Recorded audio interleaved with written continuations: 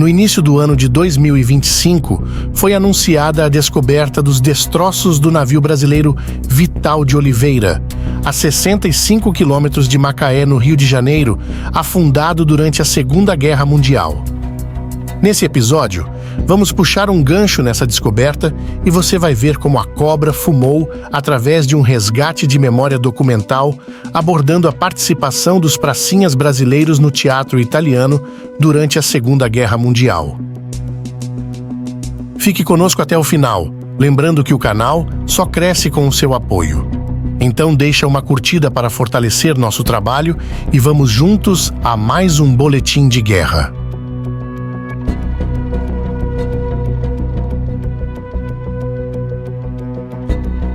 Submarino alemão torpedeou e afundou o navio brasileiro Cairu. O governo do Brasil protestou perante o RACH contra o afundamento do navio brasileiro Cairu. Um submarino alemão torpedeou o navio brasileiro Buarque em águas do Mar das Antilhas. Um submarino alemão torpedeou e afundou o navio brasileiro Olinda. Um submarino alemão torpedeou e afundou o navio brasileiro. O governo do Brasil protestou perante o RACH contra o afundamento do navio brasileiro. Um submarino alemão torpedeou e afundou o navio. O governo do Brasil protestou perante o RACH contra o afundamento. Um submarino alemão torpedeou e afundou. O governo do Brasil protestou perante o RACH contra. Um submarino alemão torpedeou e...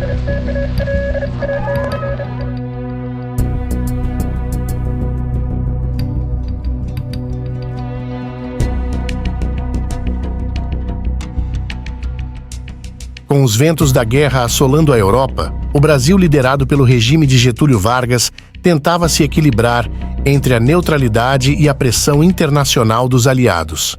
Se, por um lado, a afinidade entre os regimes de Getúlio aproximava o Brasil dos países do eixo, por outro lado, os norte-americanos assinalavam robustas vantagens em troca do apoio efetivo brasileiro, até que em 1942 o destino do país assumiu o seu curso histórico. Após ver uma sequência de seus navios afundados por submarinos do eixo e com o povo nas ruas exigindo uma postura brasileira e atendendo às resoluções das conferências pan-americanas, o governo brasileiro assinou um acordo de cooperação militar com o tio Sam, rompeu relações diplomáticas e, em 22 de agosto de 1942, o Brasil declarou guerra à Alemanha e à Itália. Era o 6º navio afundado. Navio pacífico e desarmado como todos os outros anteriores. O governo reconhece o estado de guerra entre o Brasil e as potências do eixo. O rio que corta as águas do Mediterrâneo, já hoje limpas de inimigos graças a uma longa série de vitoriosos feitos aliados, mais um contingente de tropas brasileiras há pouco chegadas ao teatro de operações da Europa, movimenta-se rumo ao front do norte da Itália. A partir dessa decisão, nascia a primeira memória documental da Força Expedicionária Brasileira, oficialmente formada em novembro de 1943. Na verdade, a EFEB foi de fato criada em 9 de agosto de 1943 por meio de decreto de lei, mas sua organização e treinamento começaram de fato em novembro de 1943, ou seja, mais de um ano depois da declaração de guerra do Brasil aos países do eixo. Depois de um longo período de indecisão sobre se deveria ou não enviar homens à guerra, o governo brasileiro acabou determinando que remeteria 3 divisões de 20 mil homens cada, fora o contingente não divisionário. Mas na prática, o Brasil mandou apenas uma divisão, que no caso foi a 1ª Divisão de Infantaria Expedicionária, com aproximadamente 15 mil combatentes diretos e cerca de 10 mil homens e mulheres para suporte, como engenheiros, médicos, enfermeiras, funcionários do Banco do Brasil e jornalistas. E dentro em pouco podem-se colher aspectos de mais um acampamento brasileiro no norte da Itália. Em 16 de julho de 1944, quase 2 anos após declarar guerra, desembarcava em Nápoles, na Itália, o primeiro contingente de expedicionários brasileiros, liderados pelo senhor general João Baptista Mascarenhas de Moraes.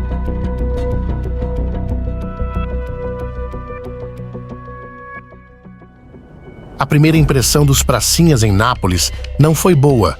O impacto da guerra era visível na cidade arrasada, com a população necessitada, sobretudo de comida, e com muitos navios afundados no porto.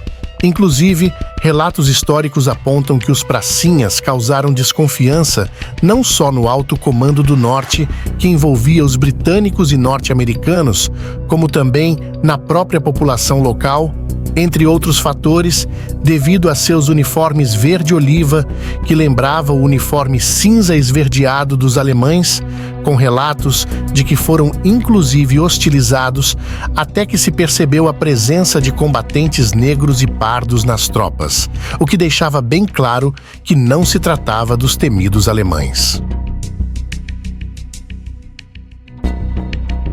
Histórica cidade de Pisa, uma das pérolas da Toscana, pela magnificência de seus monumentos arquitetônicos, entre os quais se destaca a famosa Torre Inclinada, que data do século XII. Os combatentes brasileiros aqui se reúnem em grande ato de fé, conduzindo em longo cortejo religioso uma das sagradas imagens cultuadas na catedral da cidade. Após desembarque em Nápoles, os pracinhas seguiram para os acampamentos, onde receberam um treinamento mais específico para a guerra, aprendendo sobre as armas norte-americanas que iriam utilizar, sobre as que o inimigo usava e sobre a tecnologia da guerra e estratégias de batalha. As primeiras ações da Força Expedicionária são a conquista de Massarosa, as ocupações de Larena, Camaiore e Cidade de Bar.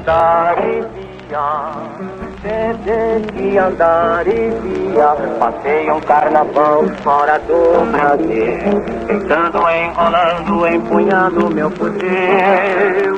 O mais engraçado de lá era quando o fogo dizia: desde que portar e via. Essa preparação deixou evidente que as primeiras instruções recebidas ainda no Brasil haviam sido insuficientes para treinar as tropas adequadamente. Já a Força Aérea Brasileira, com o célebre grupo do Senta a Pua, já estava assentada na cidade italiana de Pisa e estavam bem mais preparada para os combates, com a expertise de um período de estágio nos Estados Unidos, onde aprenderam a voar nos aviões Thunderbolts, além do tempo que passaram patrulhando a costa brasileira em busca dos temíveis submarinos alemães.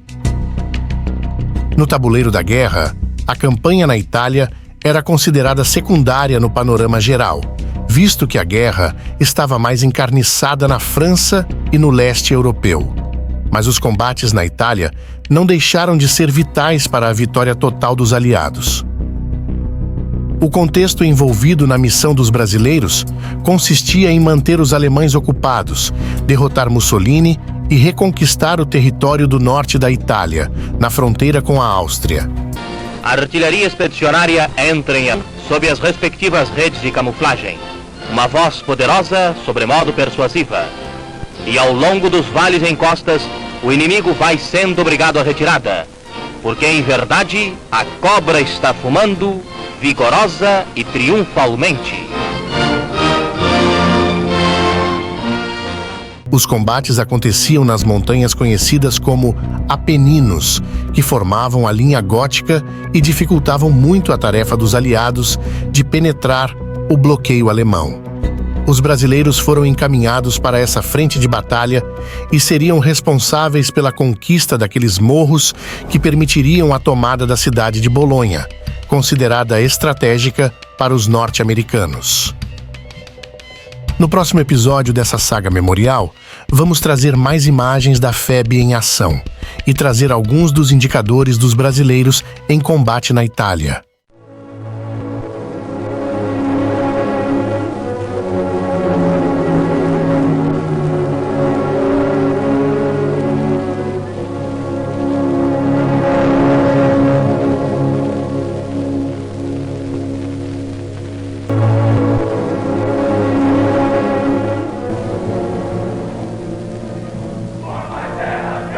Não permita, Deus que eu vou, que volte igual.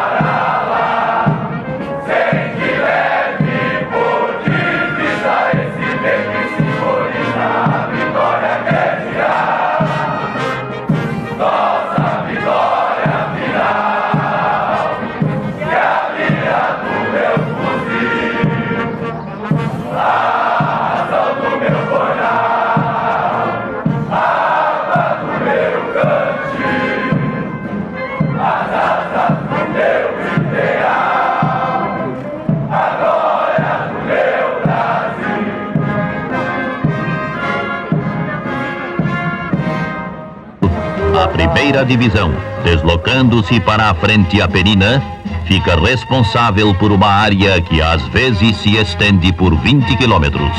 As ordens são taxativas. Para que Polônia seja conquistada, cabe à primeira divisão de infantaria remover do caminho das forças aliadas um obstáculo resistente: Monte Castelo.